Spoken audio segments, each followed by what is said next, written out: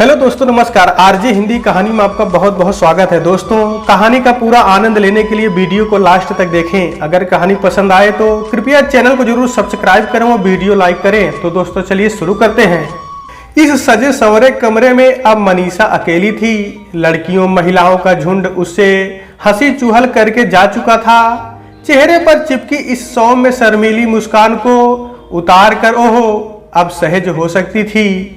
मनीषा ने एक लंबी सांस ली और पलंग की पुष्ट से टेक लगाकर पांव सीधे कर लिए। क्या तमाम उम्र मुझे इसी अभिनय के साथ जीना होगा, उसने सोचा। यहां तक तो फिर भी ठीक था, लेकिन अब इसके आगे मनीषा सिहर उठी। कैसे झेलेगी उस व्यक्ति को जिसे उसका दिल दिमाग दोनों ही अपना मानने के लिए तैयार नहीं थे। दिल जिसमें अमर की तस्वीर थी और दिमाग जो खुद और हताशा से भरा हुआ था। उसे अपने जीवन का सबसे बड़ा फैसला माँ बाप की मर्जी से करना पड़ा था और शेष जीवन उस व्यक्ति के अनुसार जीना था जिसे उसकी आत्मा स्वीकार करने के लिए तैयार नहीं थी। मनीषा को शादी के पहले के वह दिन याद आ गए जब उसने इस विवाह से इनकार किया था। माँ की सिसकियां और पापा का फुफकारता स्वर वो अमर का नाम भी सुनने के लिए तैयार नहीं थे। उन्होंने रिश्ता तोड़ लेने तक की धमकी दी थी। मनीषा इसके लिए भी तैयार थी, लेकिन माँ के हार्ट अटैक ने सब कुछ गड़बड़ा दिया। माँ की मृत्यु का बोझ लेकर अपनी नई जिंदगी शुरू करने की ताकत उसमें नहीं थी। और अब वो यहाँ इस सुगंधित कमरे में फूलों से सजे बिस्तर पर बैठी थी। मनीषा की आंखें भर आई। कितने सुंदर जीवन की कल्पना थी मेरी अमर के साथ। अपने जीवन की सब नष्ट हो गई सिर्फ इसलिए क्योंकि मुझे अपने संतान होने का कर्तव्य निभाना था। माँ के जन्म देने का और पापा के पालन पोषण का कर्ज उतारना था। अचानक मनीषा के मन में गुस्से की एक लहर सी उठी। मैंने तो अपना कर्ज उतार दिया, उन लोगों ने क्या किया? अपना कर्ज वसूल कर लिया। क्या मेरी जिंदगी पर मेरा अधिकार नहीं था? मैं क्यों विवश हूँ उनके फैसलों को स्वीकार करने के लिए? नहीं, मैं अपनी जिंदगी ऐसे बर्बाद होते नहीं देख सकती। मुझे उनके लिए जो करना था वो मैं कर चुकी। अब मैं अपनी जिंदगी का फैसला खुद करूंगी, लेकिन क्या और कैसे? अचानक मनीषा को याद आई। उसने उड़ती उड़ती एक खबर सुनी थी कि जिस लड़के से उसका विवाह हुआ था वह किसी क्रिश्चियन लड़की से प्यार करता था, लेकिन उसकी मां ने एक विधर्मी को अपनी बहू मानने से इनकार कर दिया था और उसे भी अपनी विधवा मां की इकलौती संतान होने का दंड भोगना पड़ा था। और मनीषा ने एक फैसला कर लिया, एक गंभीर फैसला। जिस वक्त राकेश कमरे में आया, मनीषा जमीन पर बिछी चादर पर अपनी बाह आंखों पर रखे लेटी हुई थी, अपने विचारों में डूबी। उसे राकेश के आने का पता ही नहीं चला। उसे ऐसे जमीन पर लेटा देख राकेश आश्चर्य से भर उठा। कुछ समझ में नहीं आने की स्थिति में उसने आहिस्ता से पुकारा, मनीषा। मनीषा हड़बड़ाकर उठ बैठी। राकेश का विस्मय और गहरा गया। उसे देखकर नई दुल्हन की आंखें संकोच से झुक जरूर गई, लेकिन उस संकोच में लाज की झलक नहीं थी। क्या बात है, जमीन पर क्यों सोई है? उसका आश्चर्य उसके स्वर में झलक रहा था। यूं ही दबे कंठ से हल्का सा उत्तर आया, तबीयत ठीक नहीं है क्या? उसने थोड़ी चिंता से पूछा। ठीक है। मनीषा की पलकें अब भी झुकी हुई थी। फिर क्या बात है? उत्तर में मनीषा ने अपनी सूनी आंखें पल भर के लिए राकेश के चेहरे पर टिकाकर झुला ली। राकेश ने उन सूनी आंखों का अर्थ समझा। वो वहीं चादर के कोने पर बैठ गया। कुछ कहना चाहती है? उसने आहिस्ता से पूछा। जी, कुछ कहना तो चाहती थी, मनीषा ने झिझकते हुए कहा। तो फिर कहिए ना, उसने आग्रह पूर्वक कहा। लेकिन मनीषा एक बारगी कुछ नहीं कह सकी। सर झुकाए वो चादर के कोने को मोड़ती खोलती रही। कहिए ना, क्या कह रही थी? उसे चुप देखकर राकेश ने कोमल स्वर में कहा। स्वर की कोमलता ने शायद मनीषा को थोड़ा आश्वस्त किया। आप शायद किसी लड़की से प्यार करते थे? मनीषा ने पूछा। कोमलता से ही था, लेकिन राकेश ने जैसे गर्म सलाख छू ली थी। उसका चेहरा विवर्ण हो गया। मनीषा उसकी फटी फटी आंखों से थोड़ा घबरा गई। उसे उसकी इस प्रतिक्रिया की आशा नहीं थी। वो कुछ कहने के लिए सोचने लगी, लेकिन राकेश ने एक क्षण के बाद ही अपने को स्थिर कर लिया। वह मेरा बीता हुआ कल था। उसका स्वर शांत था। आपको उसके लिए चिंतित होने की जरा भी आवश्यकता नहीं है। मैं आपको वचन देता हूँ, हमारे जीवन पर उसकी छाया भी नहीं पड़ेगी। मैं उसे भूल चुका हूँ। उसने दृढ़ता से कहा, आपको उसे भूलने की कोई आवश्यकता नहीं है। इस बार मनीषा का स्वर दृढ़ था। आप कहना क्या चाहती हैं? उसके स्वर की कठिनता मनीषा को चुप करा गई। कुछ पल जैसे हिम्मत बटोरने में लग गए। आप अब भी अपनी इच्छा से जी सकते हैं। वह एक ही सांस में कह गई, क्या? आप क्या कहना चाह रही हैं? मैं कुछ नहीं समझ पाया। राकेश ने कुछ आश्चर्य और कुछ उलझन से पूछा। मनीषा पलंग के पाए से टिककर बैठ गई। जो कुछ वो कहने जा रही थी उसके लिए एक पुख्ता सहारे की आवश्यकता तो पड़नी ही थी। इस विवाह की इच्छा मुझे नहीं थी। उसने राकेश की आंखों में देखते हुए कहा, मैंने किसी और को इस रूप में देखना चाहा था, लेकिन बहुत बार हम अपने फैसले अपने लिए नहीं कर पाते। मैंने अपने बेटी होने का फर्ज पूरा किया, लेकिन अब अपनी जिंदगी अपने लिए जीना चाहती हूँ। मैं नहीं चाहती कि फर्ज के नाम पर मेरी पूरी जिंदगी एक घुटन में तब्दील होकर रह जाए। वो चुप होकर राकेश का मुंह देखने लगी। आप क्या करना चाहती हैं? राकेश ने गंभीरता से पूछा। मैं चाहती हूँ कि हम अपनी जिंदगी अपने अपने ढंग से जिए। ये घुटन मेरे अकेले की तो नहीं होगी, आपके साथ भी तो ऐसा ही कुछ गुजरा है। क्या हम तमाम उम्र एक दूसरे में किसी और को नहीं ढूंढते रहेंगे? मनीषा ने कहा और उत्तर के लिए राकेश को देखने लगी। राकेश के मुंह से एक सांस निकल गई। कुछ देर सर झुकाए रहने के बाद उसने आहिस्ता से पूछा, आप क्या चाहती हैं? तलाक? हाँ, लेकिन अभी नहीं। हमने अपने परिवार वालों के लिए यह सब किया है, इसलिए उनकी खुशी के लिए कुछ दिनों तक हम उनके और समाज के आगे पति पत्नी की भूमिका निभाते रहेंगे, लेकिन व्यक्तिगत रूप से एक दूसरे की जिंदगी में कोई दखल नहीं देंगे। ऐसा कब तक? जब तक परिस्थितियां अपने अनुकूल नहीं हो जाती तब तक। ठीक है, मैं सहमत हूं आपसे, राकेश ने कहा। दोनों चुप हो गए। जो कुछ कहना था वो कहे जा चुका था और अब कुछ कहने के लिए था भी नहीं। मैं बहुत कृतज्ञ हूं आपकी, मनीषा ने थोड़ी देर के बाद कहा।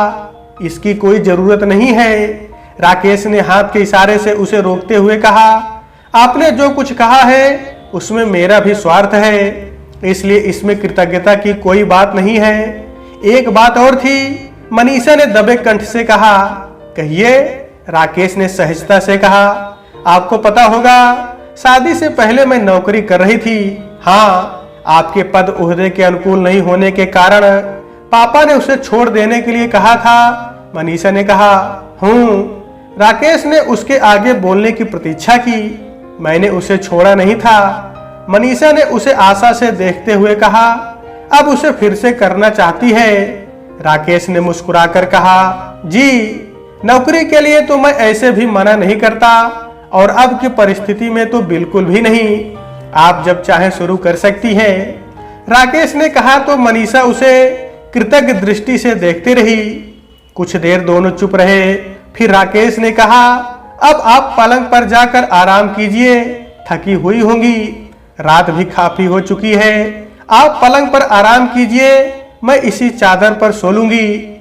मनीषा के स्वर में संकोच फिर चला आया था, लेकिन राकेश हल्के से हंस पड़ा। इसके पहले जमीन पर सोई है कभी?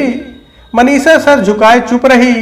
जाइए, जाकर सो जाइए, संकोच की कोई बात नहीं है, आप ऐसे नहीं सो सकेंगी, राकेश ने कहा और पलंग पर से तकिया उठाकर नीचे बिछी चादर पर रखने लगा तो मनीषा को बेहोश होकर उठना पड़ा और पलंग पर लेटी मनीषा आंखों पर बांह रखकर सोने की कोशिश करते राकेश को देखती रही, सोचती रही उसके उदार, आजाद और कोमल व्यक्तित्व को। मनीषा और राकेश की जिंदगी चल पड़ी। शादी के एक सप्ताह के बाद मनीषा अपने ऑफिस के लिए निकली। लगभग 1 महीने के बाद अमर से मिलने की खुशी उसे जैसे हवा में उड़ाए लिए जा रही थी। अमर को आश्चर्यचकित करने की इच्छा से उसने अमर को अपने ऑफिस ज्वाइन करने के विषय में कुछ नहीं बताया था। उसे देखने के बाद अमर की प्रतिक्रिया की कल्पना उसके मन में हजारों सपने जगा रही थी। ऑफिस में लंच ब्रेक का समय आज हर दिन से बहुत ज्यादा लंबा हो रहा था। सहकर्मियों की बधाइयों और हल्के फुल्के हंसी मजाक के बीच मनीषा सारे समय अमर के फ्लोर पर जाकर उसके सामने खड़े हो जाने की इच्छा से लड़ती रही। उसे पता था ये ठीक नहीं होगा। किसी तरह लंच का समय हुआ और मनीषा कैंटीन की ओर चली। प्रकट रूप में वो अपनी महिला सहकर्मियों से सहज ढंग से बातें करती चल रही थी, लेकिन उसका दिल बुरी तरह धड़क रहा था। उसे पूरा विश्वास था अमर उसी जगह बैठा होगा जहां वो उसके साथ बैठा करता था, और सच ही अमर उसी कोने में बैठा हुआ था, अकेला, टेबल पर रखे लंच से बेखबर, सामने की खाली कुर्सी को सूनी निगाहों से देखता हुआ। मनीषा की आंखें भर आई। उसके कलेजे को कुछ मत सा गया। एक साथ खुशी और दुख दोनों शायद। उसका मन अमर के लिए अभिमान से भर आया। उसने अपनी सहेलियों से माफी मांगकर वह अमर की ओर बढ़ गई। उनके चेहरों पर पुते आश्चर्य पर उसने ध्यान नहीं दिया। ऐसे भी कुछ दिनों के बाद तो सब कुछ पहले जैसा ही होने वाला था। और धीरे से अमर के सामने जाकर खड़ी हो गई। तुम? अमर हड़बड़ाकर खड़ा हो गया। तुम यहाँ कैसे? तुमसे मिलने। मनीषा उसके आश्चर्य का आनंद लेती हुई मुस्कुराकर बोली, मुझसे मिलने यहाँ ऑफिस में? अमर अभी भी हतप्रभ था। हाँ क्यों नहीं, यही तो मिलते थे हम। मनीषा कुर्सी पर बैठती हुई बोली। ओह, अब भी उसकी हैरत और चिंता पर मुस्कुरा रही थी। तब की बात और थी मनीषा। तुम्हारे हस्बैंड जानेंगे तो क्या कहेंगे?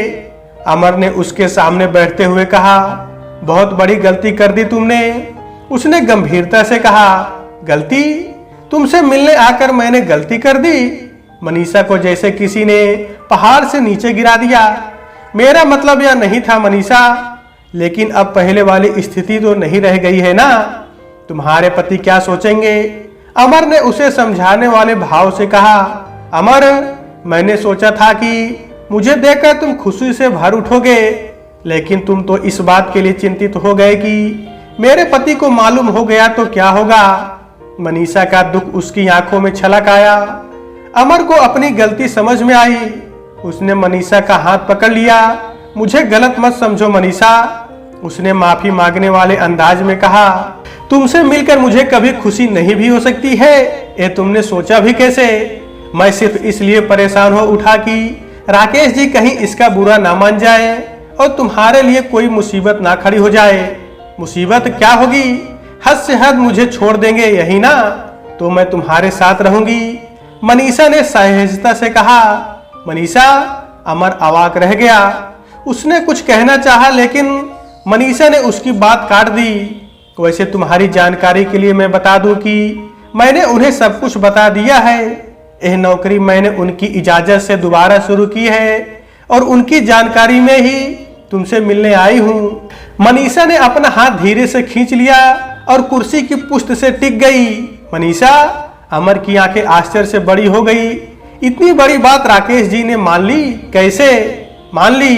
क्योंकि उनकी जिंदगी भी कुछ ऐसी ही है। अरे तो इसका अंत क्या होगा? यही कि जब परिस्थितियां अनुकूल हो जाएंगी तो हम स्वतंत्र हो जाएंगे।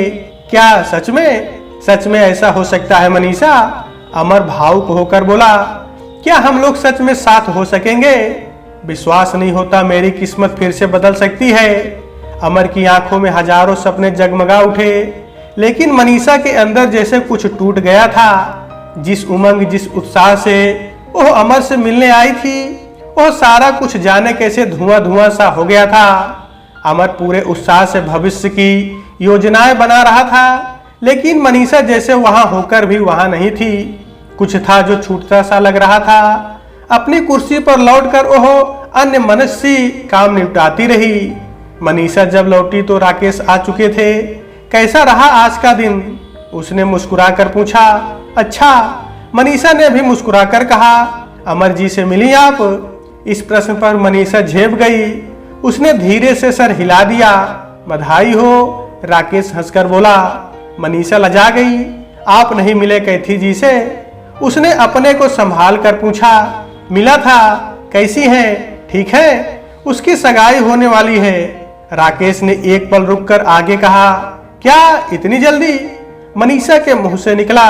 नहीं, इतनी जल्दी नहीं, राकेश ने धीरे से कहा। मेरी शादी तय हो जाने के बाद हम लोगों ने एक दूसरे से दूरी बना लेना ही उचित समझा था, लेकिन जाहिर था कि वह बहुत डिप्रेशन में थी।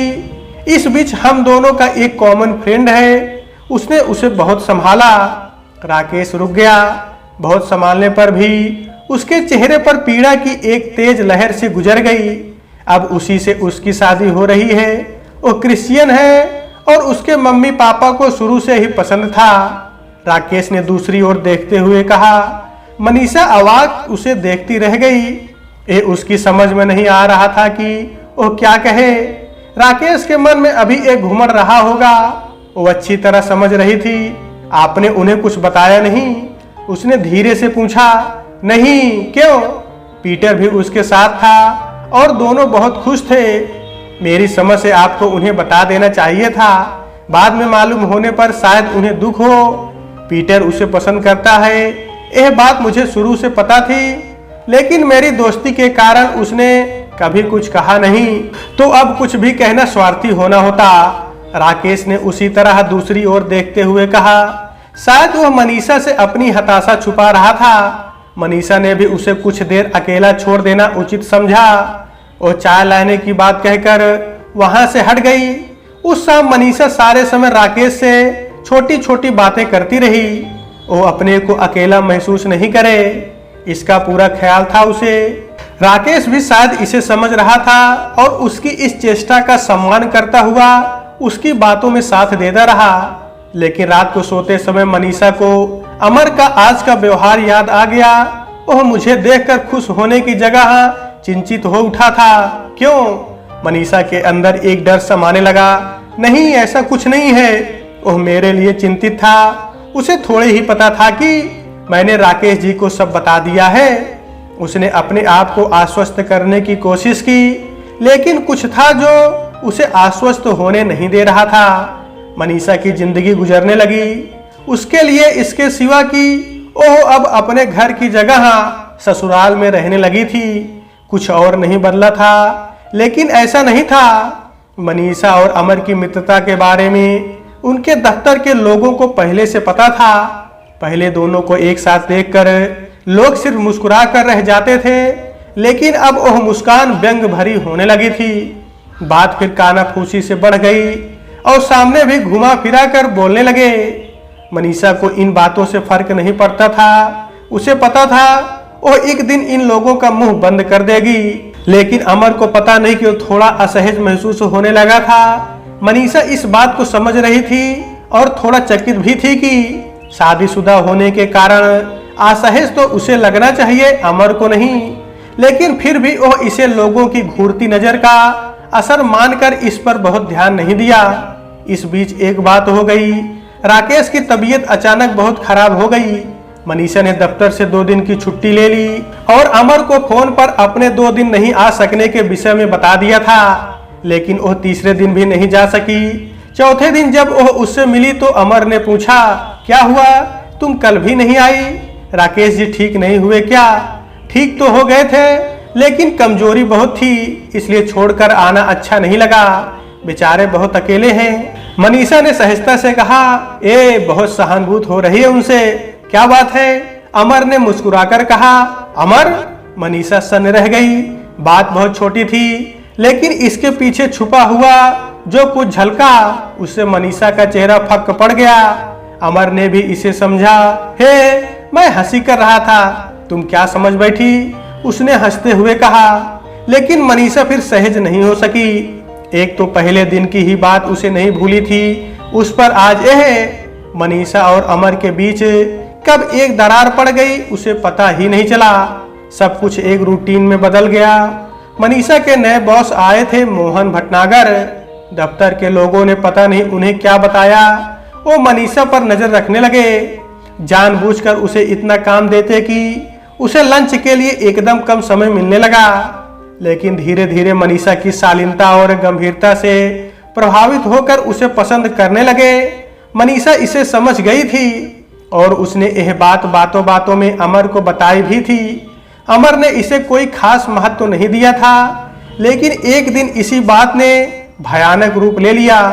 उस दिन जब मनीषा और अमर कैंटीन में हमेशा की तरह लंच कर रहे थे तो पीछे की टेबल पर से किसी ने कहा, ये अमर भी पता नहीं किस तरह का आदमी है, एक शादीशुदा औरत के पीछे पागल है और वो भी ऐसी जिसका कोई ठिकाना नहीं है। दूसरे ने कहा, क्या मतलब? पहले ने पूछा, मतलब क्या? एक अमर ही रहे तब ना। और सारी बातें एक कुत्सित हंसी में डूब गई। ये सारी बातें मनीषा और अमर ने सुनी, कही ही इसीलिए गई थी। दोनों का मूड खराब हो गया। अपनी अपनी सोच में गुम दोनों ने खामोशी से लंच करते रहे। पीछे के टेबल पर से दोनों के चले जाने के बाद अमर ने अचानक पूछा, ये तुम्हारे बॉस मोहन भटनागर कैसे लगते हैं तुम्हें? मनीषा का हाथ रुक गया। अभी अभी सुनी हुई बात एकदम से कानों में गूंजने लगी। क्या मतलब? उसने गंभीर स्वर में पूछा। मतलब क्या? बस ऐसे ही पूछ रहा था। अमर ने उसे देखे बिना कहा। अमर? मनीषा का चेहरा और आवाज दोनों कठोर हो उठे। तुम्हारे ऊपर इन दोनों की बातों का असर हो रहा है क्या? मैंने ऐसा तो कुछ नहीं कहा। अमर का स्वर भी रूखा था। तुम्हारे इस प्रश्न का मैं क्या अर्थ समझूं? तुम्हें तो तिल का ताड़ बनाने की आदत पड़ गई है, अमर ने कहा और हाथ पोंछकर खड़ा हो गया। मनीषा सन्न रह गई। इतने बड़े प्रश्न का कोई स्पष्टीकरण भी नहीं और उस पर ऐसा व्यवहार। वहां से लिफ्ट तक का रास्ता दोनों ने खामोशी से तय किया। घर लौटकर मनीषा बिना खाए पिए बिस्तर पर पड़ गई। राकेश जब लौटा तब वह तकिए में मुंह गाड़े पड़ी थी। उसे राकेश के आने का पता नहीं चला। क्या हुआ? तबीयत ठीक नहीं है क्या? राकेश ने पूछा तो मनीषा उठकर बैठ गई। ठीक है, उसने धीरे से कहा। फिर ऐसे क्यों पड़ी थी?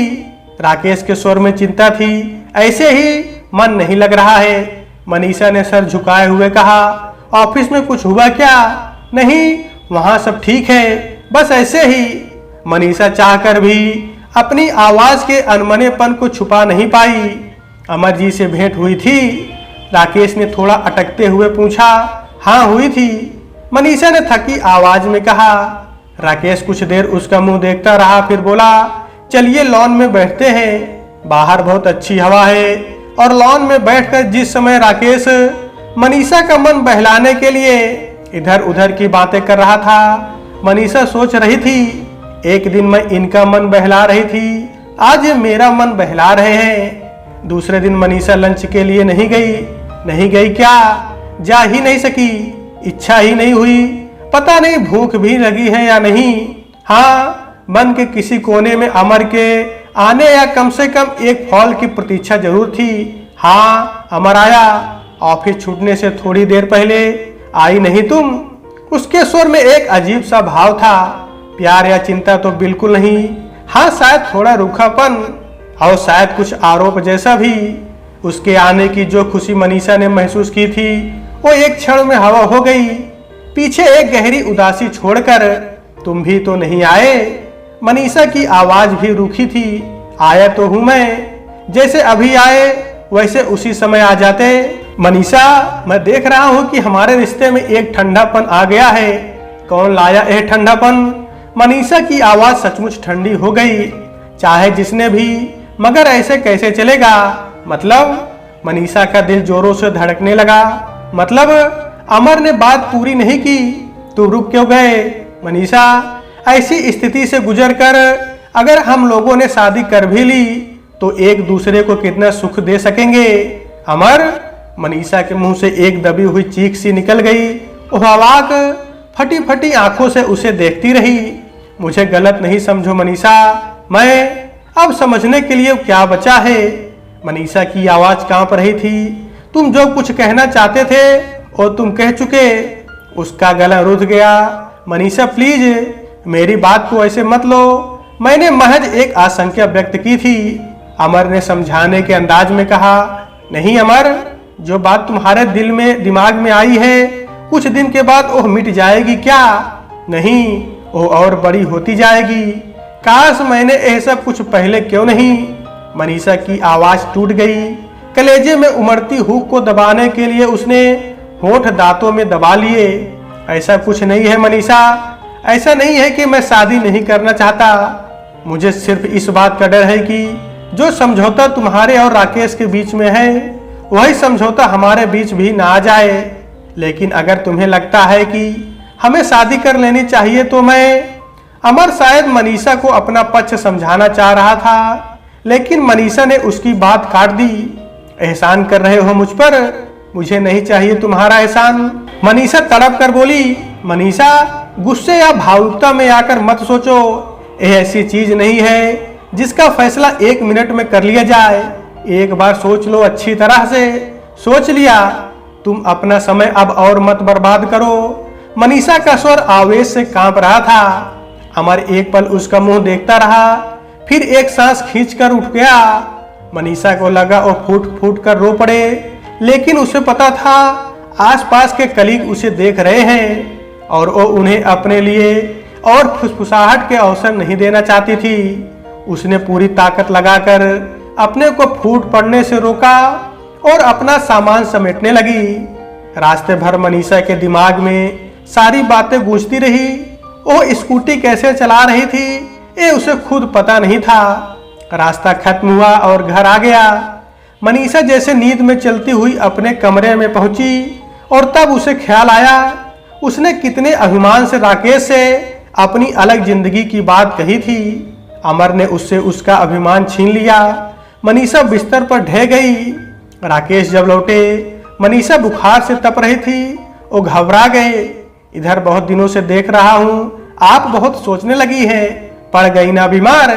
देखिए तो कितना तेज बुखार है। उसने उसका हाथ पकड़ते हुए कहा। मनीषा से कुछ नहीं बोला गया। वह बस चुपचाप उसे देखती रही। राकेश कुछ पल उसे देखता रहा। उसकी सूजी हुई लाल आंखें, उतरा हुआ चेहरा, बिना बोले भी बहुत कुछ कह रहे थे। वो आहिस्ता से उसके पास बैठ गया।